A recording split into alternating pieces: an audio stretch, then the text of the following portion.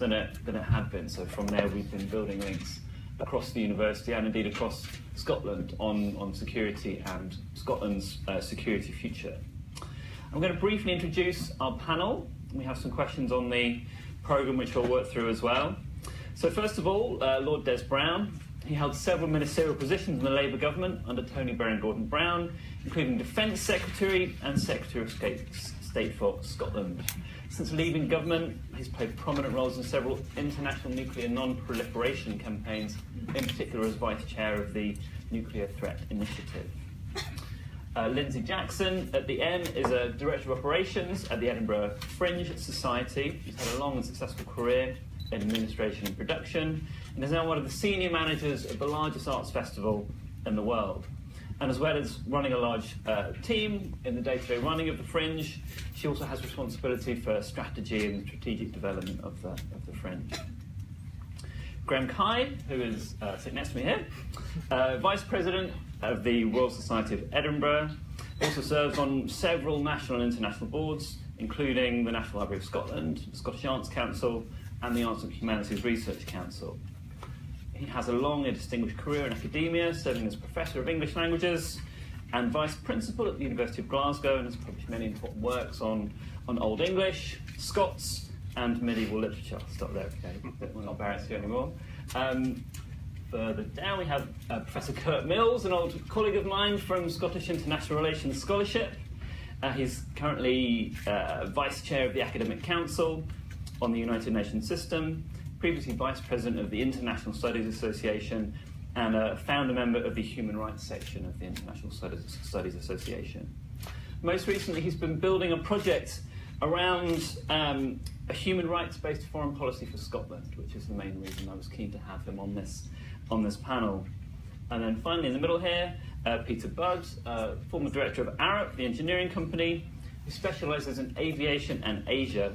He's currently chairman of the UK Trade and Investment Airports Advisory Council and vice chairman of the China-Britain Business Council. Okay, thank you all for coming. Now, the panelists have been sent some questions in advance, which you also have in front of you as well. I'm not expecting everybody to answer every question. You'll self-filter according to your expertise, I'm sure.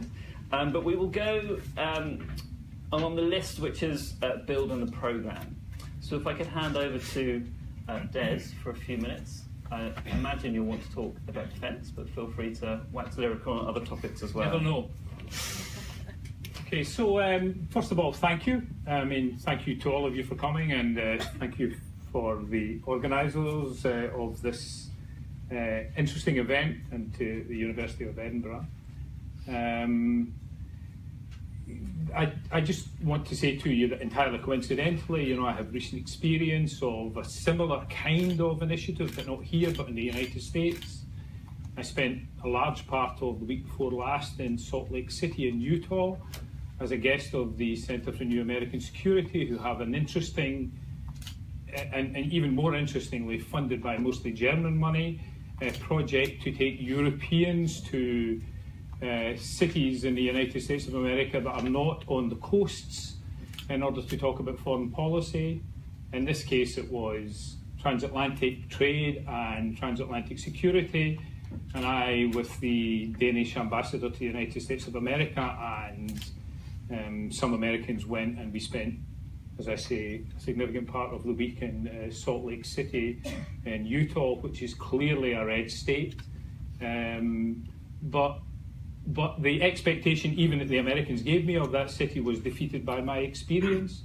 We met about 450 people in the time that I was there in different ways, not in one-to-one basis, but we did a number of very large events, including 200 school students, 100 Utah University students, and we did a public meeting in probably the best library facility I've ever been in my life. And I was astonished at the level of knowledge of international issues that these people had. And I just share this short factoid with you. With 200 school students, we asked them how many of them spoke another language fluently, and easily 60% of them did, and some of them spoke 3. We asked how many of them had, 80% of them did. We asked how many of them had travelled abroad. And contrary to our view of the caricature of an American, 60% of them had travelled abroad. Now, to be fair, you know, this is a state that, at one level, but not at that age, exports its young people for 2 years in substantial numbers on mission for the Church of the Latter-day Saints, and it has this outreach. And some of these people were migrants, as some of the people in this audience says. Although I have to say, looking at this audience, it's remarkably pale. You know, and you know, as I spend half of my time in London now, or more than half of my time in London, it's quite unusual for me to be before an audience that looks as pale as this, for all that we say about who we are in Scotland and migration. But I just say that to you. The second point I want to make is that at this time of year I represented for 13 years a constituency which in the latter half of that included the town of Mauchline. That's how you pronounce this, the town of Mauchline in Ayrshire, where Robert Burns wrote almost every single word that anybody remembers. So I am utterly steeped, you know, in the Robert Burns internationalism, and it's had a significant effect because of that on my politics. So we can go about. And secondly, I just want to say this because of how big whisky was in the last panel. You know, I represented the town that was the home of Johnny Walker Scotch whisky, but no longer has any connection to it, thanks to a decision that the UK Scotch whisky industry made about it. Kilmarnock, and Johnny Walker Scotch whisky is the biggest selling Scotch whisky in the world and makes a massive contribution to the £4 billion of whisky that this country exports. But the interesting thing about that from the point of view of excellence is, and I just point this out to you, is that well over 90% of what we export consists of water, glass and packaging. The actual whisky content is very, very, very small. And I say this to you for two reasons. Because the Scotch whisky industry is the best example in the world in trading terms of soft power. This is all about marketing. Whisky is all about a lifestyle. It's all about selling people Glens of Scotland, Water of Scotland, Scottish Ness, you know, in a bottle. But it's also about selling, if you look at the way in which it's advertised abroad, it's all about selling people a lifestyle which is imbued with status, which is why it's advertised in conjunction with life that people think are really significant and interesting. The second point I want to make to you about this is that this, although exportable, we could export the element that is whisky and we would lose the value. Because the value is all in the packaging. There are very few people make whisky in Scotland. There are a hell of a lot of people working the packaging of it, and that's where the real value is. It's the packaging and the presentation. So it's quite interesting in this context, you know, to think about that. And we need to think about whisky in a very different way in this country for the future, because it's now not owned by us. You know, the biggest whisky business in the world is Diageo. It's a Dutch business. It is not now owned by us, and that's sort of place.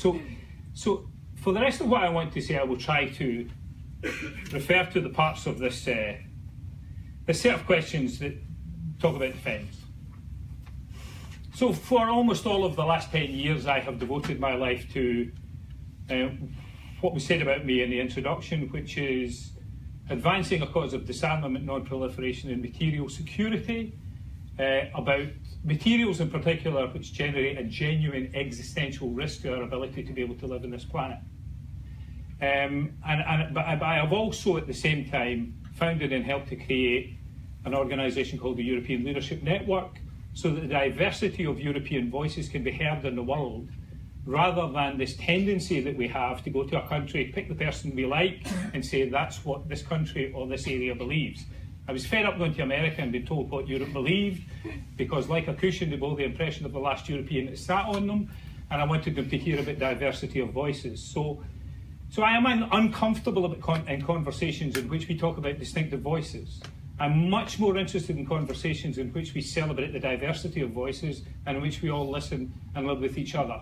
Secondly, I'm deeply uncomfortable in conversations that depend on values or distinctiveness of values, because there are two sides to this coin of distinctiveness of values, and the other side is being exploited every single day, and that is that this is, and you'll recognise this phrase, a clash of values. That we have good values, you have bad values, and this is a clash of values, and therefore we should resist your values. The truth of the matter is, and this came out, I think, in the last panel, is that I travel the world. I find I have common values with everybody I meet.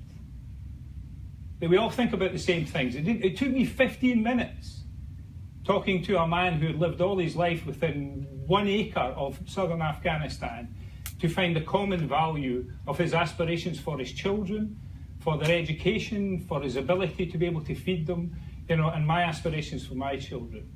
And I've had that experience all over the world. So I think we need to be really careful about this values argument, because it is divisive as well as inclusive. And we just need to think about it a bit. And in Scotland, it's become too much part of our conversation, I think, that there are distinctive Scottish values. I was tempted to ask the last panel to tell me what they actually are. Right, what they actually are. When I travel to Russia, where they use this values argument a lot, I always carry a copy of the European Convention of Human Rights in my pocket. When somebody raises it, I put it in front of them and I say, cross out the values you don't believe in. Just cross them out. And then we can come to some conversation about these differences. But of course, you will have to leave the European Convention of Human Rights at that point and the Council of Europe if you don't believe them. So, we need to be careful about this. So what these questions direct us to is a discussion about capabilities. Well, there are constant challenges of capabilities in this country.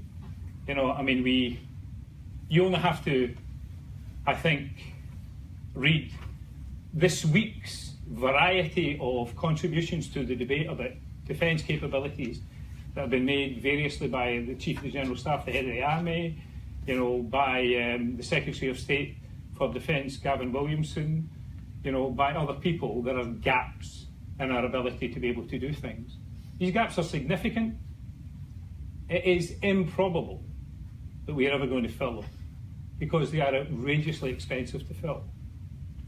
And where does that lead us to? Well, that leads us to cooperation. That leads us to the point that if we are going to protect ourselves against the threats that genuinely put at risk our ability to be able to live the sorts of lives that we want to live in this world, we're going to have to cooperate. We're going to have to cooperate with other people. And whether those threats come from terrorism, which is motivated by a will to try and stop the way we live, or whether it comes from some of our own creations, then we have to work together to resolve them. And I think Scotland can make a significant contribution to this.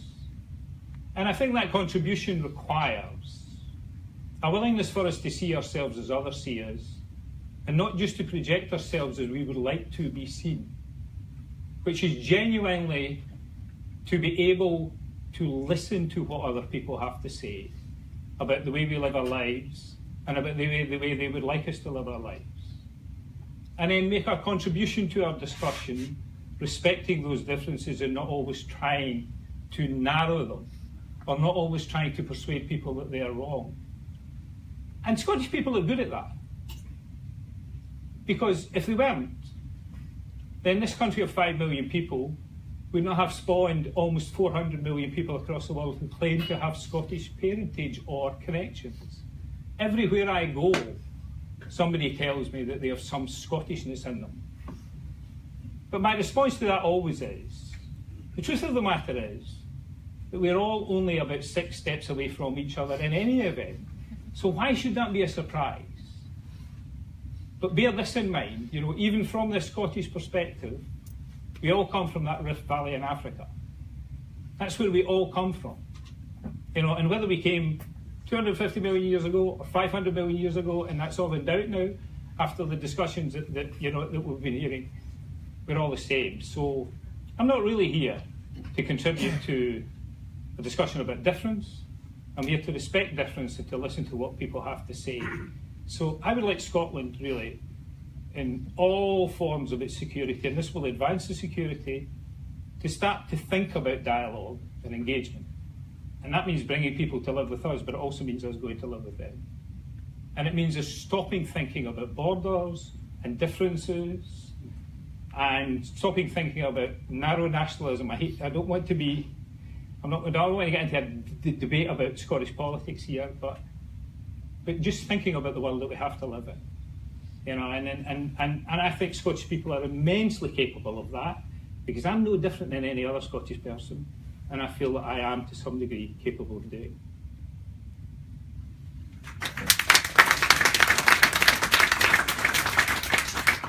Well, that cosmopolitan note is a good moment to hand over to Lyndsey Jackson. I was thinking when you were speaking, Des, that if any of you live in Edinburgh, when the festival's not here, when the students aren't here, you realise what a quiet place it is. It's really the international students in particular, and the festival, the International Festival and the Fringe, that bring this place alive. So the world is very much in Edinburgh, as well as Scotland being part of the world. Lyndsey Jackson, over to you. Hi. Feel a little like an imposter on this panel and generally in this group, but I guess I'm here because around the soft power issues and the fact that culture is an inherent and critical part of any of our international communication, and typically strong culture exemplifies values of creativity, freedom of expression and innovation that I think we would all associate with open and inclusive societies. So just to sort of frame that in this thinking. So I'm going to talk to you a little bit actually just about Fringe itself, because it's a good way to sort of evidence how a single organisation and a single entity, albeit a very large one, is able to yield that soft power both out and inward investment. So the Fringe is the greatest platform in the world for creative freedom of expression, and it's also the largest arts festival in the world. Now, there might be some of you in the room that think that that's hyperbole, but it really isn't. There isn't anything quite like the Fringe in the world. In 2017, we had 3,398 shows that performed in 300 venues that undertook 53,000 performances over 25 days. There's nothing else in the world. The Edinburgh Festivals over the summer are comparable to a World Cup or to an Olympic Games, and we do them every year. They get 4 years prep. We have to do them every year. It is a truly international festival.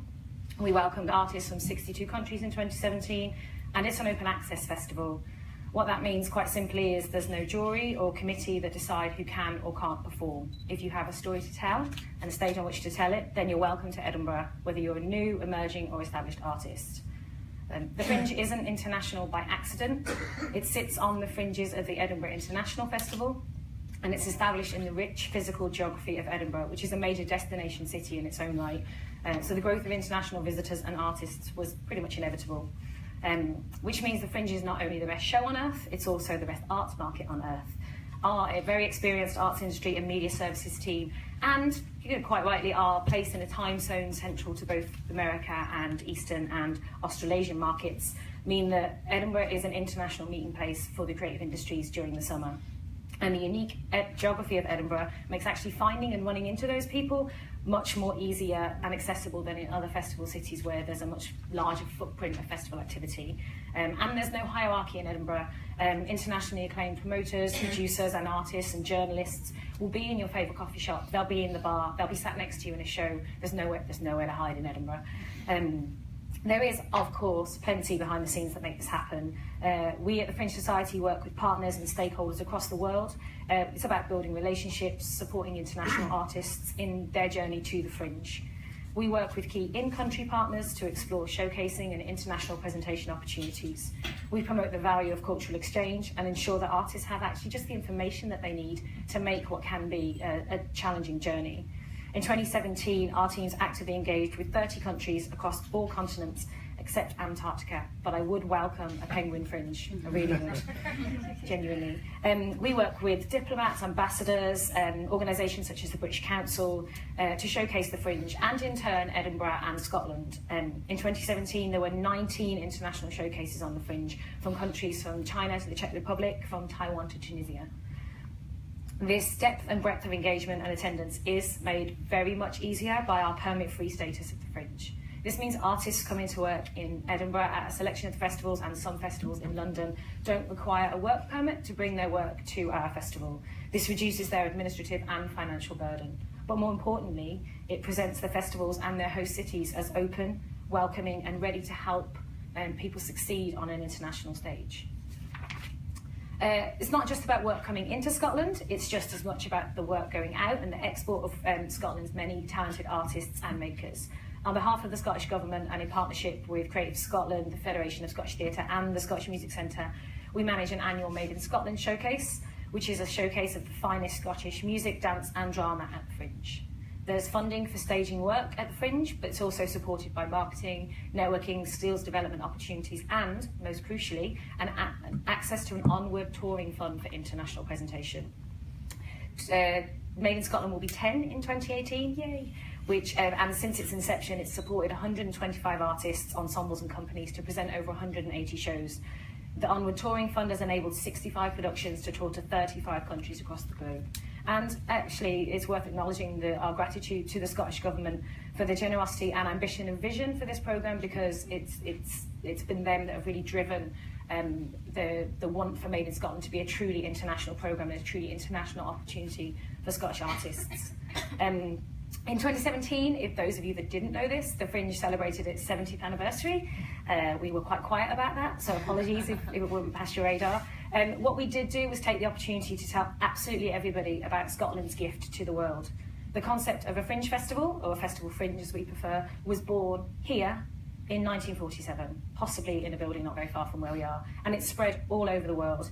There are now over 200 fringes on 6 continents, all born from the seed of the idea here in Edinburgh.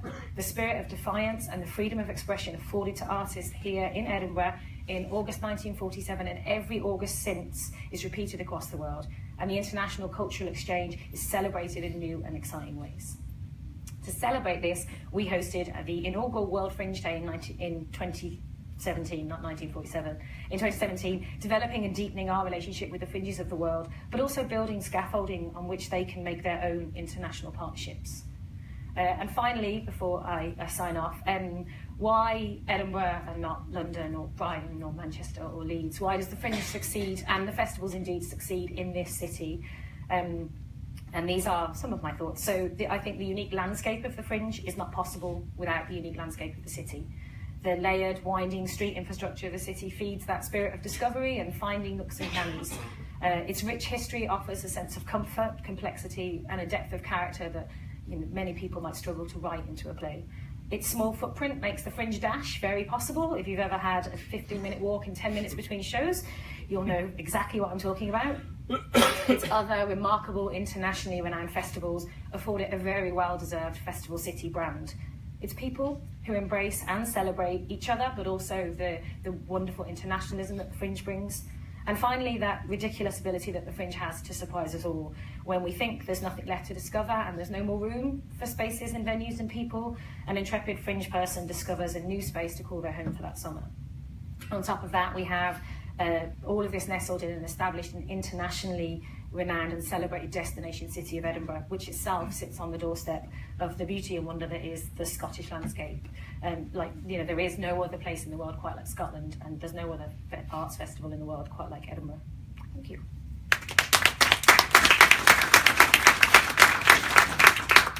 So now we turn to the Vice President of another venerable Edinburgh institution.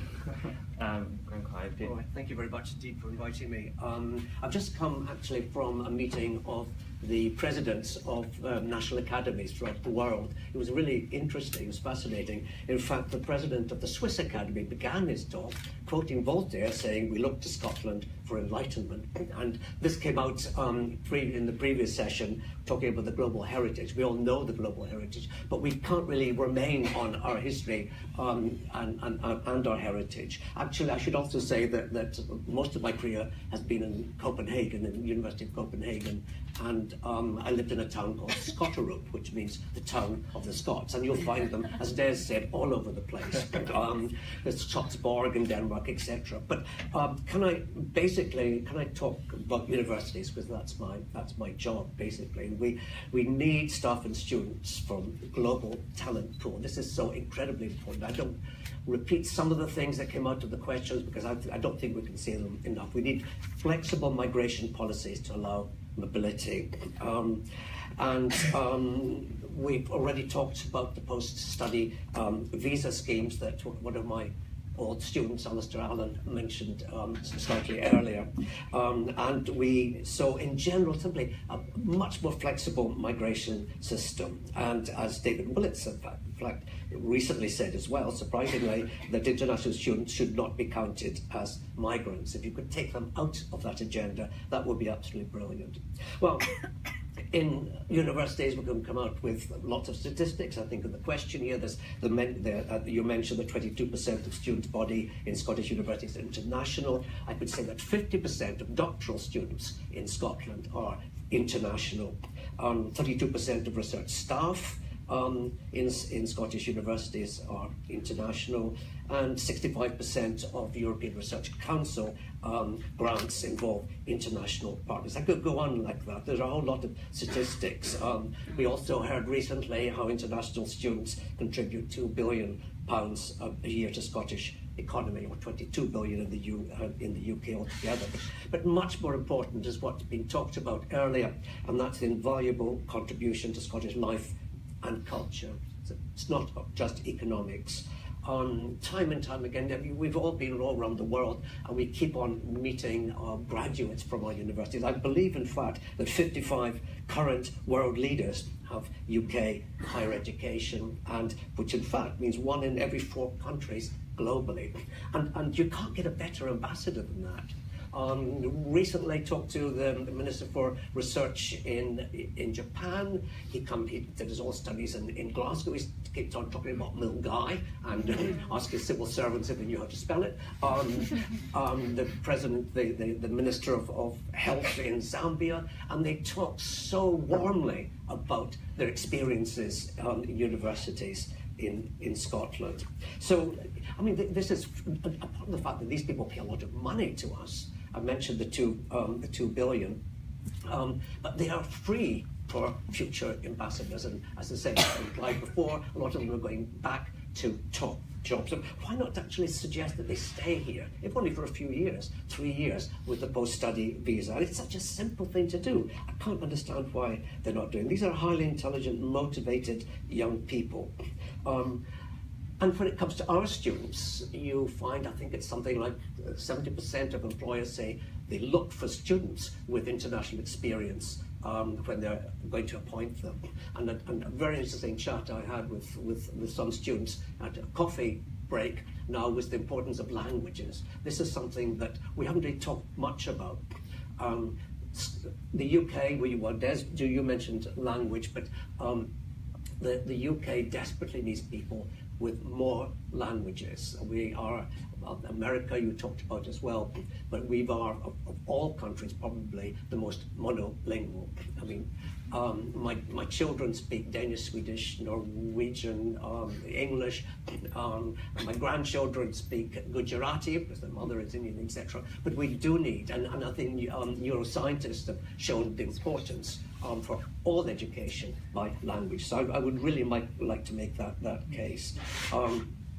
Another thing is that international students coming here give our home students, those who are unable to travel for financial reasons or family reasons, they give an international flavour, if you like, to education here. And of course, research. We haven't talked much about that. The UK government, okay, they say we'll make up all the money. In fact, it's something like 2 billion euros a year that we get from the Horizon 2020, the European Research Council, etc. Okay, you can make up a bit of that, and it is possible. I won't mention the minister's name, but somebody was claiming that don't worry, universities won't lose out. I think they will. But more important than that, we will not be able to contribute to the policy making. Talking again yesterday to another president, the president of the Norwegian Academy, saying yes, we get Horizon 2020 money, ERC money, but we don't have a say in the policy. At the moment, I'm on a European committee that is trying to get more social science and humanities into the next framework, Framework 9 as it's called, the one that follows Horizon 2020. We think there's not sufficient in social sciences and humanities in the present programme.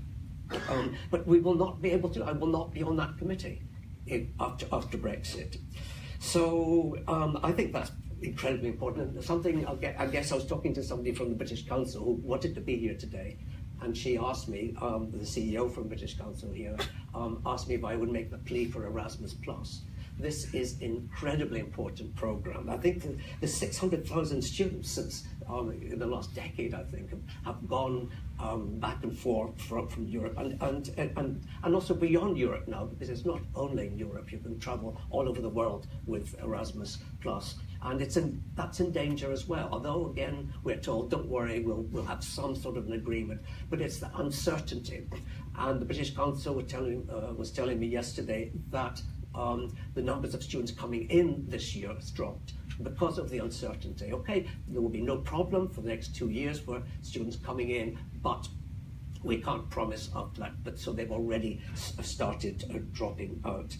I guess that's, yeah, can I just say, because I've been talking as an academic, the whole question of trust, something we discussed yesterday too, we as experts, so-called experts, are really mistrusted. There's a lot of mistrust. And so we've started up with Dr Neal, the British Academy, the Dutch Academy, and a number of others, a working group on truth, trust, and expertise. I think it's vitally important that people listen to experts, and that it's our responsibility too, to put over, to instill trust in experts. Thank you.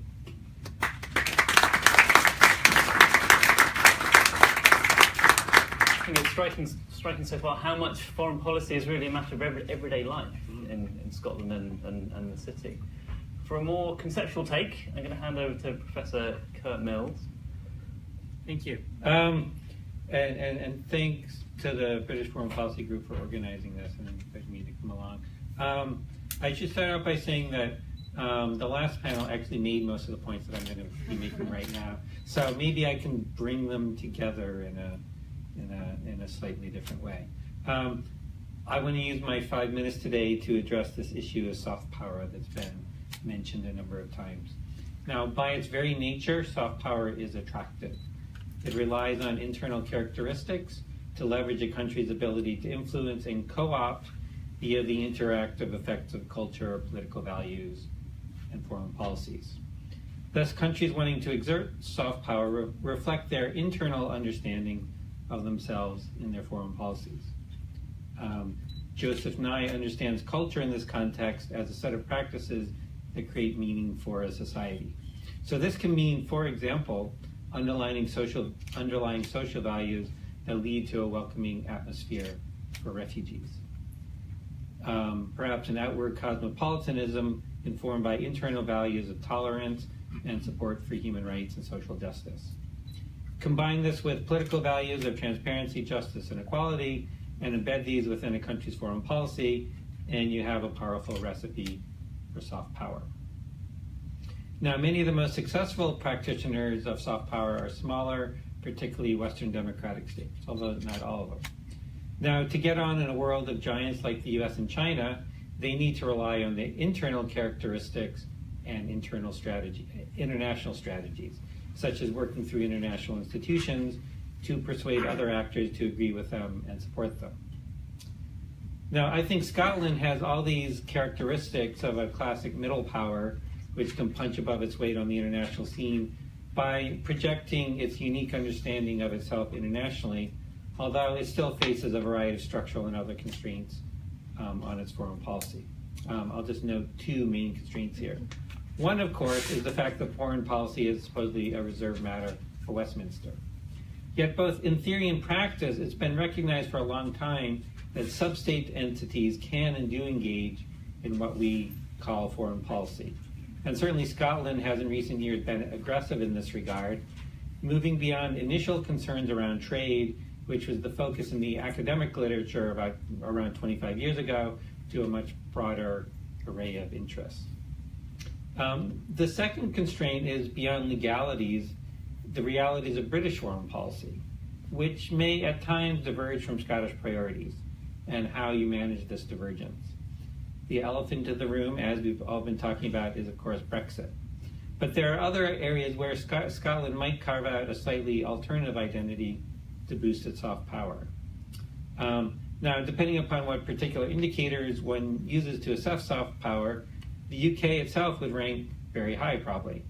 But Brexit has certainly done it no favors in this regard.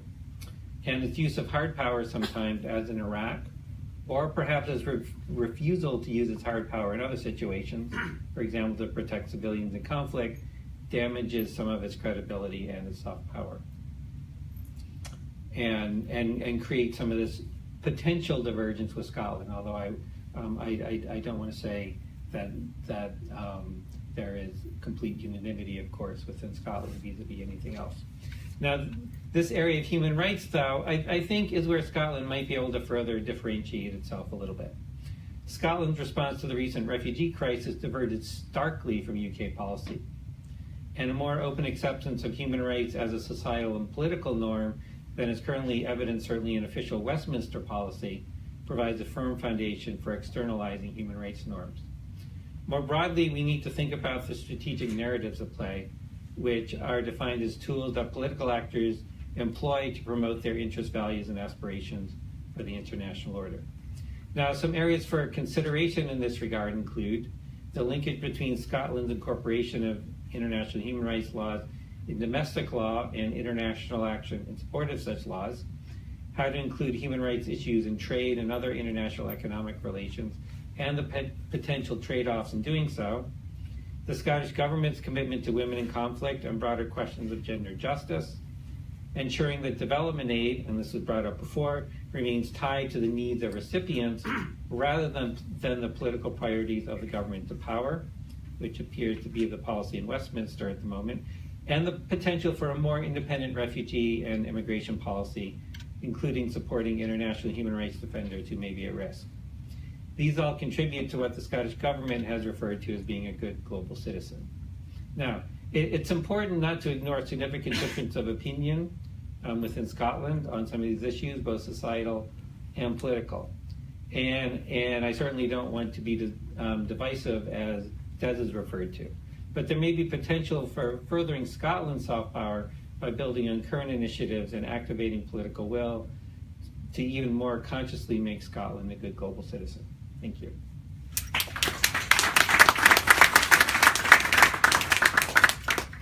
We hand over to a true internationalist in trade terms, Peter Budd. Thank you.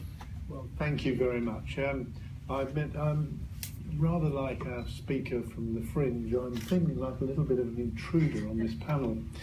I'm an engineer. I owe Scotland a huge amount. I was educated, taught my skills in Dundee, met my wife there, brought my family up here, but I've also spent my whole career working around the world for a company called Arup. And I'll probably just sort of say a little bit about that, because that is where I've been since before I graduated. It's a company, we design infrastructure.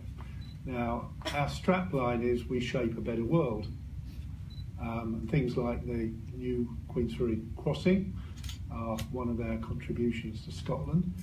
But you'll find that through 15,000 people around the world who are all working with Arup, out of 92 offices, we are part of pretty well every community on the global stage.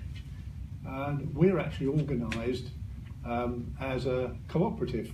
Okay, every employee owns a stake in the company. They can't sell it when they leave. They get their help with their pension and off they go. So no matter whether you're a very junior member of staff or a director, you're essentially naked into the company and naked out. You're not selling on your share. So we have quite an interesting relationship with all of our communities almost around the world. So we share technical expertise and we contribute to the growth of the communities in which we live in, I think now, a very, very significant way. So that's the background of the company. My background is that I've actually lived and worked in Asia. I've lived and worked in Hong Kong, I've lived and worked in Africa, and I've lived and worked in the United States as well as in a number of parts of the United Kingdom.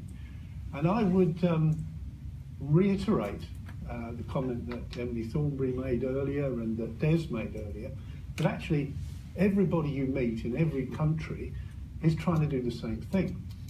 Whether you're talking to somebody in Iraq, Iran, North America, Europe, they are all wanting to look after their families, educate their kids, and pass on a higher standard of living than they've enjoyed themselves.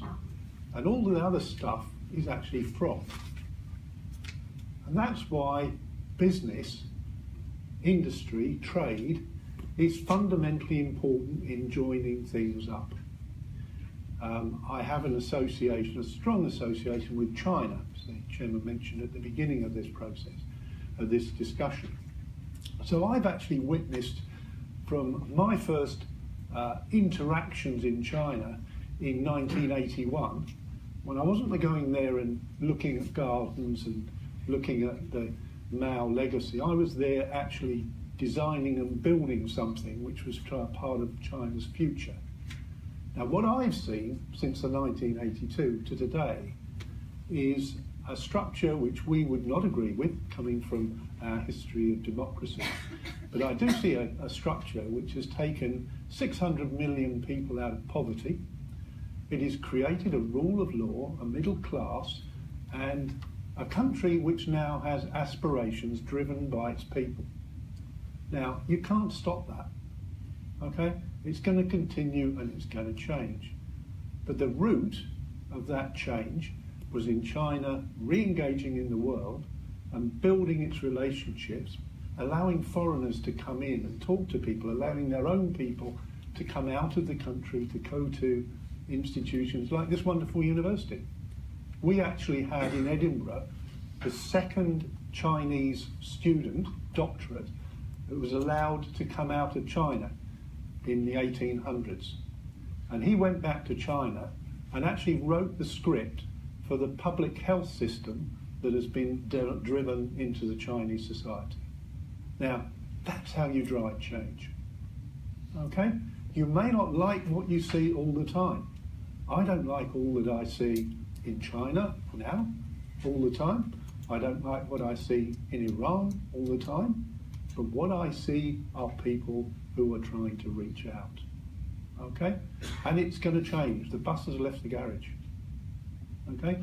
You can't turn the clock back. And that's why it's hugely interesting when you look at, and I'm not going to get into this one because it will take me 20 minutes, but the whole issue around North Korea and how you're actually going to change that situation. It's not straightforward.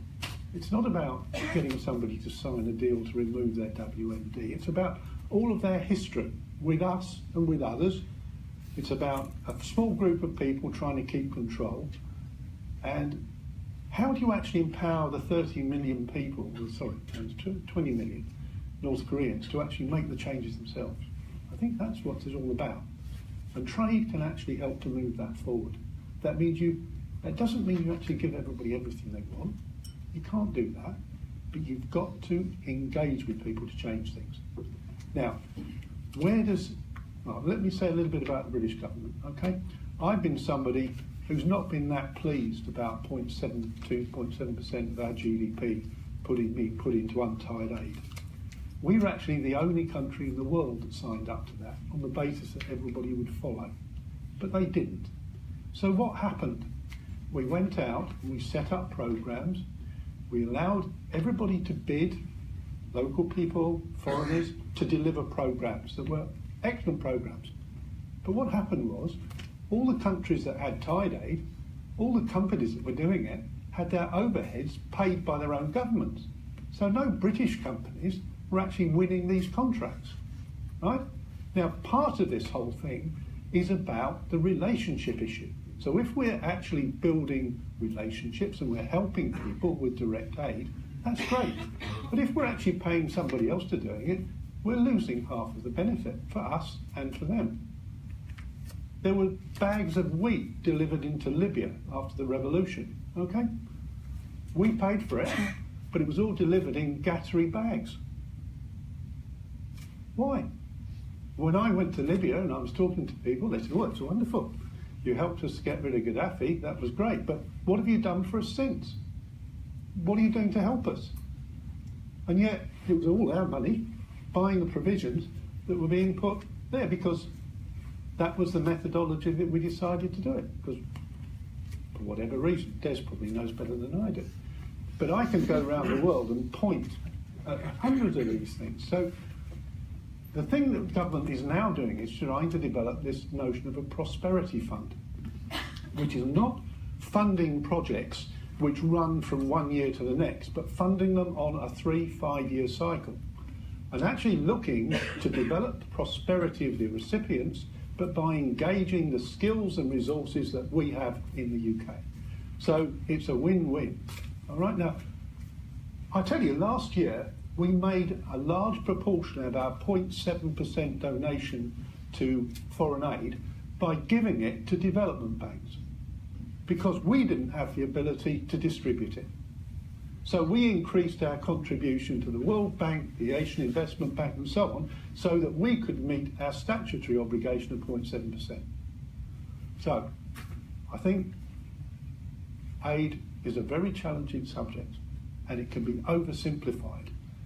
But I do think we have to link our policy to our business, to our aid, in a much more creative way than we do at the moment. A couple of things about Scotland. All right, Scots are amazing entrepreneurs. You will meet, as Des said, you'll meet Scots all over the world who are more Scottish than we are here, okay, in terms of the traditions and behaviours and everything else. There is a huge respect for what we've done from the world, for our innovation, the technologies we've taken into the place, for our universities. Now, 22% of our students come from overseas, a huge number from the developing world. That's not an accident. That's part of the relationships that we've built. But I do think that we've got to very carefully link our trade strategy in Scotland with our policy, foreign policy, because we are a small country. We can't afford to hit everything with a shotgun. We have to get out the marksman's rifle. And we have to pull all of these things together and make a real difference. If we can do that, then we can draw into Scotland investment, we can draw in people, skills, and we can teach our own people how they are going to actually exist in the 21st century, because it's not going to be like the last one.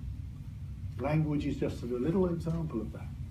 We've actually got to reach out and do all of these things much, much better. Thank you.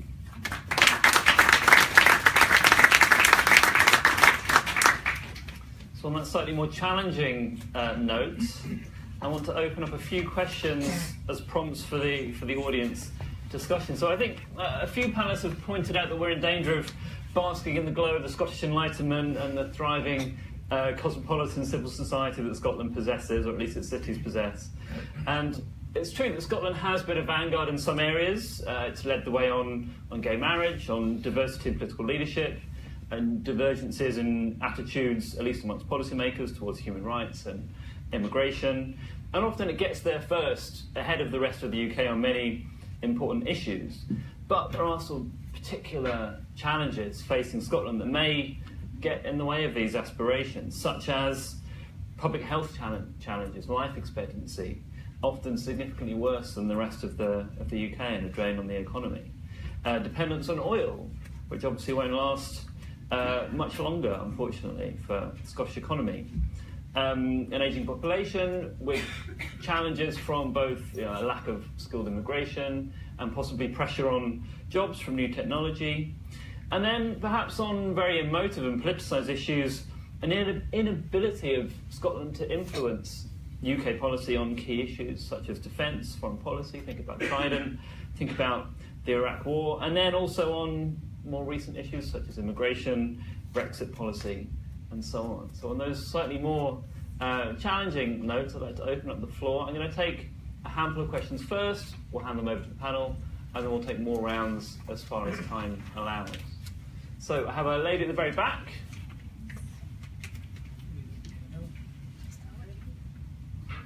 Thank you so much. My name is Josephine Montali, originally from Malawi. Actually, I did my PhD at Edinburgh University. and now I'm a research associate with the University of Glasgow. So actually, I'm a good example because I'm using my skills, and Malawi is included in 4 consortiums, universities, and higher institutions. So I'm a good example of migration issues. They have come out very, very strongly, and I'm really very, very happy because I know some of my friends, they have got skills, they have done PhDs, they are not working, they are in this country. And I mean, some of them, they have lived for a long time, and they regard Scotland as their country, but they can't utilize skills. So I'm quite happy it has come very, very strongly in this meeting. I would like to also really thank Scotland because I know there are strong links with Malawi, and even my child support project has really, achieved a lot through Scottish public. It's through sponsorship, donations. It has been quite good. There have been exchange programs, so I really appreciate. But I have a question for Fringe lady. I've forgotten your name.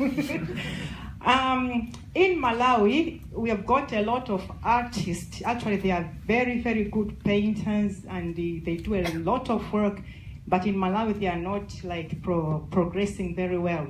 So I'm asking with Fringe, I think it's very important that when we do exchange programs with Malawi, we also give chances to Malawi to come to Scotland and showcase their skills, because these are very good artists. So how can they engage international festivals? Because for me, I think a lot of Malawians don't really engage much. So I would like to see Malawians come here, they showcase their skills. That's very, very good. But what is the entry point? They need air tickets, they need accommodation. How can we engage them? Thank you. Thank you. I'll take 2 more questions, please. I have the gentleman at the front here, and then over here on my left.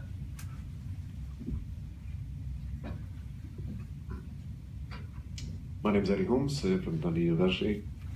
Question leading on from Peter Budd, your opinion on the statutory level of overseas aid. I agree with you that something has to be done with it.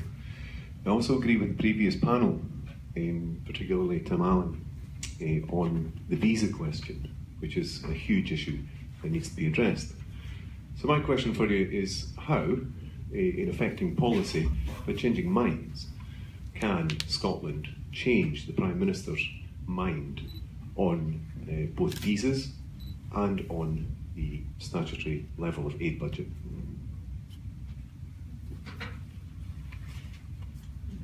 Hi there, Fraser Sutherland from the Humanist Society of Scotland. A lot of the talk today about human rights and promoting human rights and foreign policy has been focused on how governments can do that, but I want to give a bit of a challenge to Peter and also to Kirk could maybe speak on this, about actually how companies and businesses should promote human rights in the dealings they have with other companies in the world where human rights, quite frankly, aren't respected as much as we would like them to be. Okay, so let's just work down the line. Start with you, Lyndsey. There's a very simple, straightforward answer to your question, which is I will give you my business card and we will have a chat. But we work really closely in terms of developing in-country partnerships and exchanges with organisations like the British Council, and we have resource to enable us to travel the world and talk to people. So the issue of bringing Malawi artists in and potentially taking that work out is not an insurmountable one. It's just about starting those conversations. I think more broadly, and it alludes to the sort of tart and tat question in the previous panel, one of the things that I think could potentially hinder us all is the necessity, or the perception of the necessity to only exchange sort of state or country level artistic work. So while there has to be a space for the Bolshoi Ballet and the Chinese State Opera, there also has to be a space for individual, independent, emerging, untrained, young, fresh, vibrant contemporary artists as well. So I'm more than happy that China wants to buy whiskey and tartan and Highland dancing, but I'm also happy that they want to buy National Theatre of Scotland and Barrowlands Ballet and that sort of work. So you come and talk to me afterwards and we'll have a slightly more direct conversation. But for any of you wondering how to bring work into the Fringe and then take work back out of the Fringe, it is simply a case of talking to us, and if we have the time, resource and connections, we'll do it, and if we don't, we'll find them and make them happen. Not necessarily overnight, but with enough time to actually do that work. I'll just pick up on this question of human rights and corporations, etc. I think this is a really, really, really important issue, and it's become a lot more visible and important in, say, the last 10 years or so. And although maybe this goes back to government to a certain extent, certainly Scotland and the Scottish Human Rights Commission has been really big on this issue and has tried to raise the profile. But I think it's vitally important that corporations think about the implications of their actions and who they're trading with, and does this help to legitimize the human rights violation that we see in many countries. I mean, this is certainly a big issue in China. I don't think this means that we shouldn't trade with China, but it does mean that we need to think a lot more clearly about the types of trade we have and the types of the types of things that governments might need to bend on in order to trade with China, and whether they really should or not.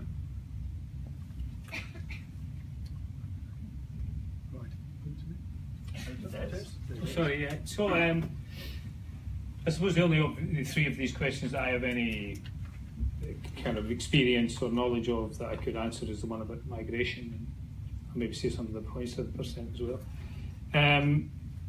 So, I mean, I was the immigration minister between 2004 and 2005.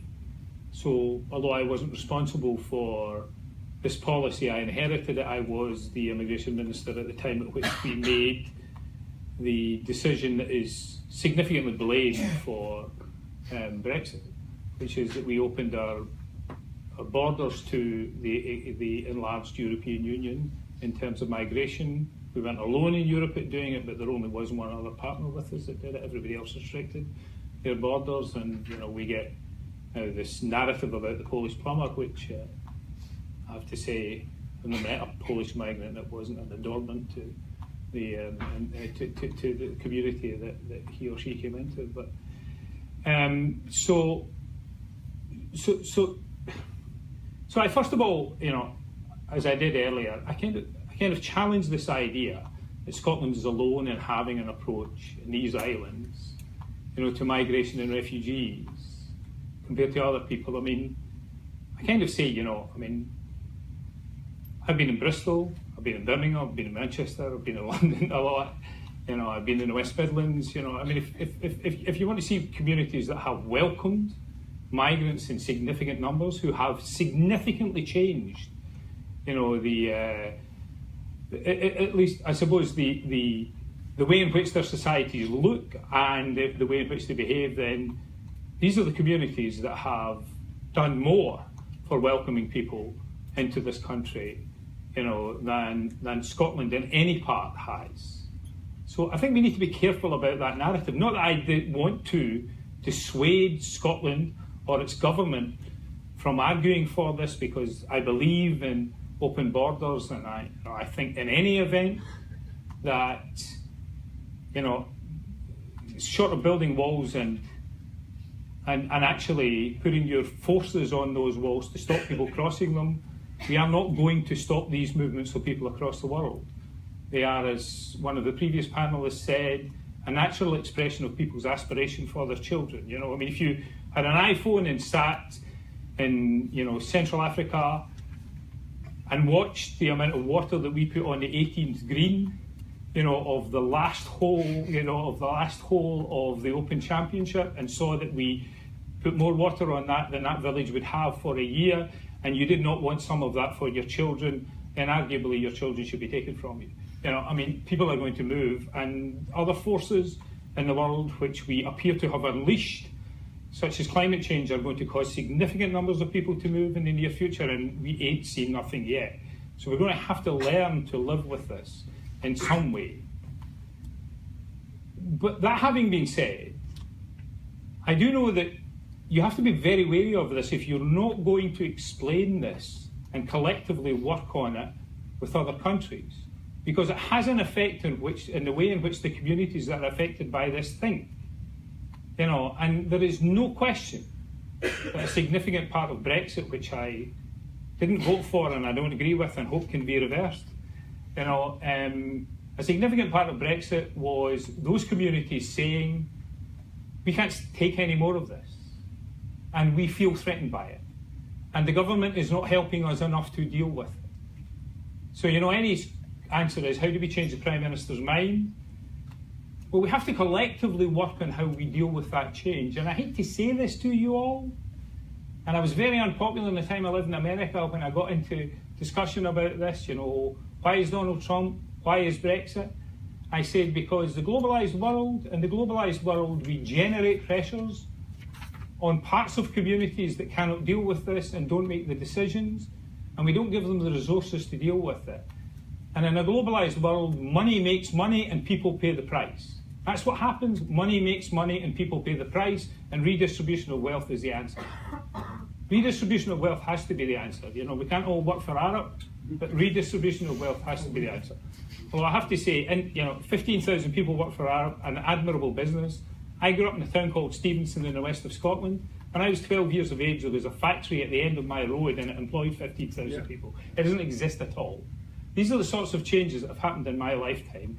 And these are the significant types of changes that are going to happen in you young people's lifetimes as other forces that we have unleashed affect the world. So we have to get communities who live with these policy decisions to understand why they have to be made and how to deal with them, and we've been very poor at doing that. And I just want to make one very quick plea to leave 0.7% alone. And to be very careful about aid for trade. Have we forgotten about the Pergau Dam? The reason we are where we are is because we had an aid for trade policy well into the 1990s, and it generated phenomenal corruption. And that was why, when we were in power, the Labour Party in power, one of the first things that we did was to pass an International Development Act that said this money can only be spent on the alleviation of poverty. That has to be the priority for it. And if we don't discipline ourselves to that, we may well find ourselves in a position where our grain aid comes in sacks with Union flags on them, or Scottish saltires, or whatever we want. But we have to be very careful with it. And we do not have a good track record in the past of avoiding the corruption that this can generate. So we have to be very, very, very careful with it. I don't mind a small amount of this leaking out. I don't mind stuff getting put onto quaysides that people think came from Qatar and not from us. If we avoid the corrupting effect that significant amounts of money can have in these countries, we have to be very careful.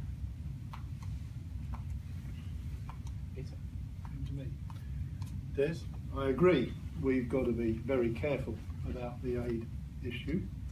I agree with you. I don't want to reduce the number by 0.7%, but I just want to make sure that the money that we are putting in is actually not corrupted, that British vehicles, wherever possible, are used to deliver that aid in partnership with the recipient countries, and that we do it in a much more strategic way than we have done in the past. So I know many programs that are funded on annual cycles, and almost before the budgets are approved, you're 6 months into the year, and it's all got to be dealt with in the next 6 months. So the Prosperity Fund notions of actually having campaigns which are properly managed, structured and focused, I think is a move forward. And let's hope we can avoid the corruption that it fell into in the past. As far as visas are concerned, I think there's a huge undertow from the academic community, from the business community, who feel that the visa situation relating to students is completely illogical and untenable. And actually, to give David Willetts a little bit of credit, when he was actually the minister, he was also arguing within cabinet for relief on this issue.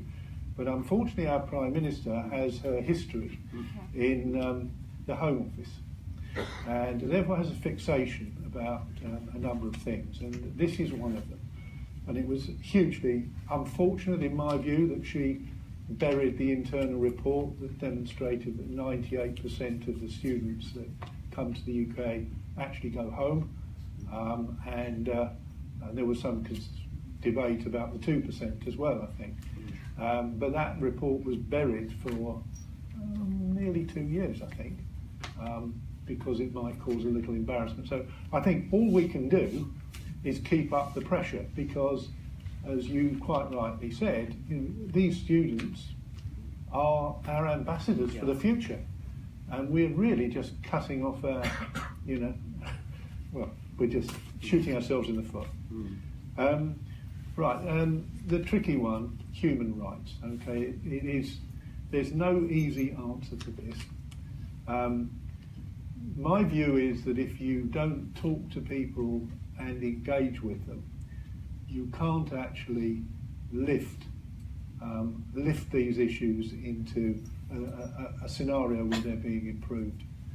One example I would cite in China was the actual insistence of the International Olympic Committee that free press was allowed into the Olympic sites, into China around the Olympics. Now, I think the Chinese government realised that that was probably a bit of a mistake and tried to control it very late in the day. But actually, the cat was out the bag.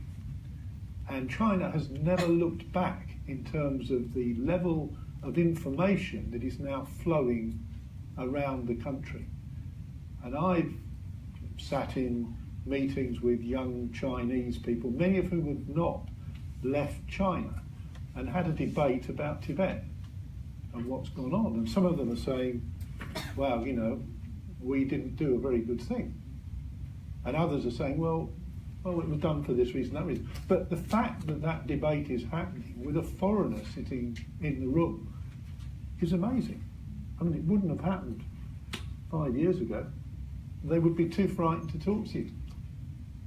So I think we've got to actually move things on by engagement and demonstrating integrity, professionalism in everything we do. That's what gets rid of corruption and bad practice, because eventually the people just won't stand for it. Another small example, okay? Dislocation in the Chinese public transport system over the Spring Festival, when I've forgotten how many millions of people are actually moving around China by train and by air. There was an absolute disaster. Storms hit, the railway system was totally disrupted. And it was so bad that Wen Jiabao, the premier, actually publicly went up to one of the stations down in Guangzhou and stood up there and apologised to everybody for the problems that have been caused. Now, that's not the behaviour of somebody who feels that they're all powerful and they can just tell everybody to do what they want to do and treat them however they want to. I mean, there was a real worry that the system was, something was going to spark in the system and it was going to dislocate. So I think what we've got to do is to keep moving these forward. And it's right that Human Rights Watch and all of these people draw these things to the fore, but I think it's also right that we continue to work together and let people realise, citizens of countries which are having these challenges, that there is another way. And they can then move things on. You can demonstrate throughout the world, when we've gone in and actually tried physically to change something, I'd say 9 times out of 10 it's made it worse. You've actually got to move it along incrementally. Right, yeah. First of all, to our colleague from Malawi, can I say I'm delighted you've now moved to Glasgow. So I shouldn't say that in Edinburgh. But, okay. I would strongly recommend that you talk to the British Council. This is exactly the sort of thing that they're hoping to do and are doing. I'll be delighted to give you information afterwards personally. But it sounds absolutely fantastic what you're suggesting about getting artists to come to Scotland.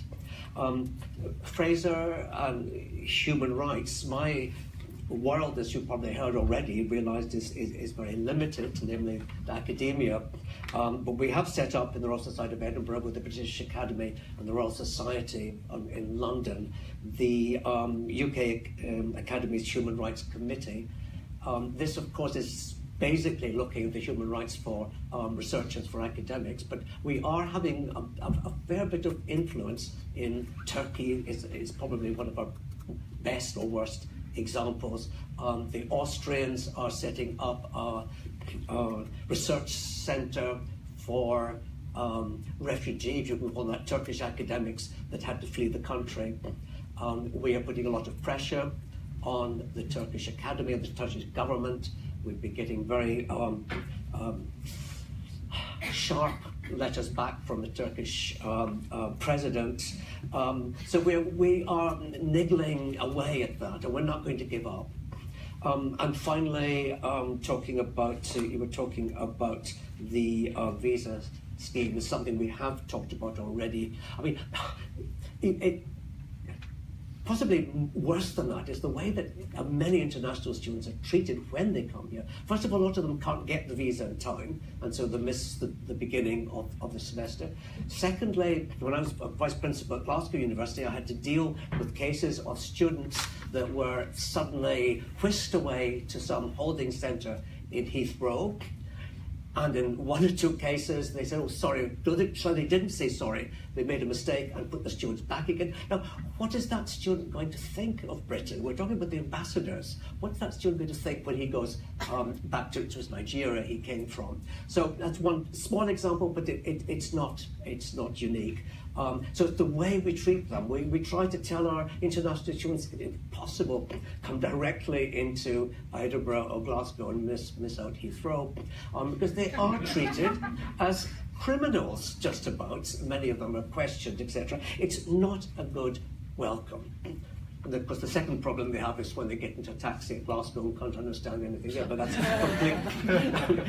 completely different. But it's the welcome that we give these international students. But when it comes to, we've also got a doctoral extension scheme working for people that were on Tier 4 visas, and then if they're doing a doctorate, go on to this. And again, it's limited, it's only in trial at the moment, and we've already talked about the post-work study visas that are, again, in the limited places. Glasgow and Edinburgh are the only two universities in Scotland at the moment. But we were talking to Alistair Allen earlier. This is something that simply has to happen. It's so easy to do. Why not do it? And could we talk about demographics? Somebody mentioned how older population, how we desperately need young people. We need migrants. And of course, these people are the best educated, the most motivated people you can think of. I think it's an absolute disgrace. Oh, I should also say to Fraser that we're helping also the Central European University, which is threatened with closure as well.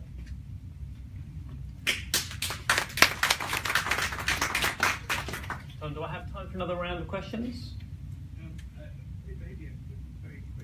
Okay. So very quick questions. Gentleman at the back, lady at the front, and gentleman in the middle. Sorry to the rest of you. Oh, so I actually meant the chap to your right. He had his hand up first. Good afternoon, everyone. My name is Bharat, and I'm an Indian student here, a third-year politics student. My very short question is, until when we've had an incredible discussion about the position of international students in here, until when will we be considered as ambassadors, welcomed only on the basis of our capacity to afford international tuition fee and not our ability to sort of deserve positions in very highly ranked UK universities? And then quickly you, since you were fighting over the microphone, it would be unfair to let me speak. We were having a chat, we weren't fighting. So it's Daniel, I'm from Dundee. I'm one of these migrants up to Scotland, they have to be here. Metals and mining consultant. So I would just like to invite the panel to remark on today being the Republic Day of India. Thank you very much. Okay, I had a question at the front here. Sorry to make the microphone carrier run the length of the room. Good exercise. I'm Sonia, I'm a second year politics student at the University of Edinburgh, and I was very interested in what you were saying about China, and particularly the sort of, I feel like in the West a lot of times we see that only democracy and liberal values in which people have individual liberty, which I do think are important, but I feel like we maybe dismiss other countries where their regime isn't as we would describe an ideal regime to be. We would often dismiss it, but my question is, in terms of foreign policy in the grand scheme of Western countries interacting with non-Western countries, whether we should look beyond whether they're democratic and people have individual liberty and whether they're helping their regime in other ways, like you mentioned particularly with China, how millions, hundreds of billions of people have been pulled out of poverty through the regime, and whether we need, to what extent we need to focus on, place importance on individual liberty and democracy in terms of how we view a country, whether that's important or not, in terms of different regimes around the world. One more question from the fellow in the white shirt in the middle there.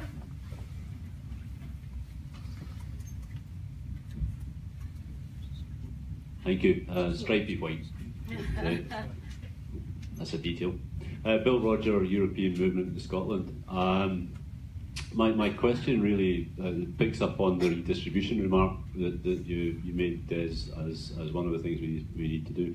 And what I wondered is whether all the talk of soft power is something that we should perhaps be turning back. Every economic migrant to this country is, well, the average economic migrant to this country is making a huge contribution to our society, not just financially, but also politically, socially, culturally. And perhaps we should be celebrating that. And I just wonder whether the soft power of festivals is being used enough within our own country to celebrate that, make people more aware of what positive things there are going on in the very communities which are hosting these people a lot of the time, and that together with the benefits that they bring, the cultural benefits, as well as the financial benefits, which they should be supplemented with, and that might in itself produce some economic benefit. Okay, thank you. So we'll respond again following the line, but very short, please. So Lyndsey. I think you're absolutely right in address to the stripy white shirt. We're very good at championing the high-level stuff, but actually more work needs to be done on the stuff that people don't see across the festivals in this city and actually across our arts organisations across the UK, mainly because it's quite often a caveat of funding, but not always. There's often a drive to do it because there's a value in arts and community engagement. I'm a Birmingham girl, and I really recognise that point that my view on the world is very multicultural because I grew up in an incredibly multicultural city, and I too see the whiteness of Scotland sometimes, and I go to cities that aren't white and I'm like, oh, this is what it should be like. So I think that there's an opportunity to be had with championing and a showcasing of not necessarily just our professional and our established and our internationally renowned artists, but our emerging artists, our artists that are working with communities, our communities that don't even consider themselves artists, whether they be residents or born in Scotland, whether they be migrants from England, Wales, Northern Ireland, or whether they be from anywhere else in the world. And I think Scotland's in a unique position because it's actually, from an outsider point of view, it's a very welcoming place and it's a very accepting place. And I think that that's not true of a lot of other parts of the UK. So I think there's a real opportunity that I think you're right, we're not using that as best we could, and we should do more of it. Just very briefly on two of the points. First, on foreign tuition, I agree with you. As an academic, I'm under immense pressure to generate more and more money from bringing in international students. I don't like that. But in order to address that, it requires a wholesale change in how we fund higher education, how we think about higher education, and what our higher education system is for. And I don't see any real interest in doing that, unfortunately. Second, on this issue of how we view other countries, China and that sort of thing, I guess here I'd make a distinction between the government and the people of the country. I think that's really important, and that's something that we don't see enough in the press and the media and that sort of thing. We shouldn't give governments a pass when they violate human rights, including individual human rights.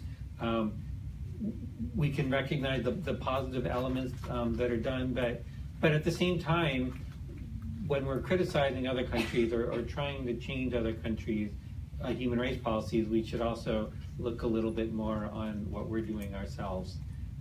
And that might actually increase our soft power and our ability to change those other policies. Okay, so if this audience was representative of the population of the world, every fourth person would be Indian and every fifth person would be Chinese. I mean, these are enormous countries. In fact, I think our vocabulary lets us down because they're enormous in scale, they're enormous in population, and they are utterly diverse, although China has this fiction that everybody's the same. So, but they are enormously diverse. And you know, I can only talk from my own experience, which is that, you know, we're all on this kind of journey, but we're at different stages of it. And I think, you know, the aspiration of every voice being heard and people being party to the decisions that are being made in our country is an aspiration we all have. But how you manage a country like China to get there, you know, on the point of the Republic of India, we did some very good things in India. We did some things that we should be ashamed of as a country in India, and Scots were at the forefront of it, but of some of it. But we left them a functioning democracy, and it works really well from the point of view of at least getting through in a very challenging set of circumstances. The process of allowing it to happen and administration. So you know, we need to learn to celebrate the positives and encourage people. Sometimes we may need to encourage them in a very direct way, as somebody suggested, by a careful use of prompts of some way to deal with the issues that we think are challenging issues and they should deal with. But this rash to judgment, you know, is a disadvantage to all of us. So I just will finish with a reflection on a point that my colleague from the Scottish National Party made before he left. He said the EU withdrawal bill goes now to the House of Lords, and it kind of moves from the normal democratic process. Now, I don't know what you meant about that, because, you know, like me, they think we should not have an appointed House of Lords. And I only took a position in the House of Lords, and I made it clear to the person who asked me to go on the basis that I was promised the opportunity to vote for its abolition in its current form. Now, I mean, the coalition government tried to do it, but it didn't manage to pull it off. But I just say this in relation to your question. It is interesting that he said the issue that he was most concerned about was still in this EU withdrawal bill, and the elected proper democratic House had failed to resolve it. And the one that he's particularly interested in, which is the aspect of the devolved powers that should go straight to Scotland and come back, which I agree about, will, I guarantee you, be dealt with in the House of Lords, in the non-democratic place. So, you know, our experience even in the way in which we deal with our legislation and resolve the problems of it suggests that sometimes what we encourage other parts of the world to have, which we don't have in the second house of our UK chamber, resolves the problems that the democratic process with its whip divisions cannot resolve. So we have that constant example. And the second part of this is that when we were trying to build a parliament in Afghanistan, I was constantly being asked when I was the Secretary of State for Defence, how do you justify having more lords in Parliament? One day, foolishly, a reporter asked me this question standing in front of the parliamentary building. I turned to him and I said, how do you think we got the House of Lords? We're just all at different parts of a journey. You know, and our willingness to be able to work on a soft power basis and an encouragement basis to help others along that journey to where we think they ought to be, you know, is a reflection, I think, of our successful foreign policy, you just need to be more careful about rushing to judgment. Okay, well, Des, I can only agree with you. I mean, every country's on a continuum. If you look what was happening in the United Kingdom during the medieval era, you know, it was China at its worst, yes. And in the space of a relatively short period of time, China has moved dramatically. It's taken us hundreds of years to get to the point that we're at. And I think you can overlay that algorithm on most of the places that we find challenging in the world. The issue is, how do you engage with them without implying support for the position that they're in? And that's an ongoing challenge, and there's no one answer to each one of these challenges. So we're moving in the right direction. As far as the Indian celebration is concerned, we need to do more with India. We've drifted apart, I think, recently, further than I would like to see us. So we should all join you in celebrating your National Day today. Right, yes, and my congratulations to you as well on India Day. I'm incredibly embarrassed, actually, by the universities, the way that international students do. Some places are what's commonly called cash cows, and the thing is that universities have limited places for home students, but unlimited possibilities for international students. We can accept as many as we can take in. But it's, I think Roddy Gow was just telling me earlier that the number of Indian students in the UK is dropping dramatically from a number of reasons. And one of the main reasons I heard from the engineering students at Glasgow University was because of the post-study visas not being allowed to stay on. And again, we've talked about that a lot. So I don't know, other than apologising for that. It is really embarrassing too when you've got two students in one class. One is paying nothing because he or she comes from Scotland, and one is paying a lot of money. And I don't know how to solve that. I think that's, we're out of time, so I think I'll stop there. Okay, so thank you for staying to the bitter end, and thank you to our panellists for an enlightening discussion.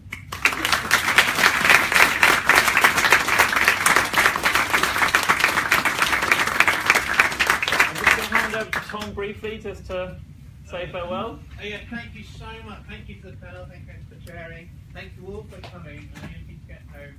We're keen that this should just be a part of a growing conversation, not just a meeting here in this room. We have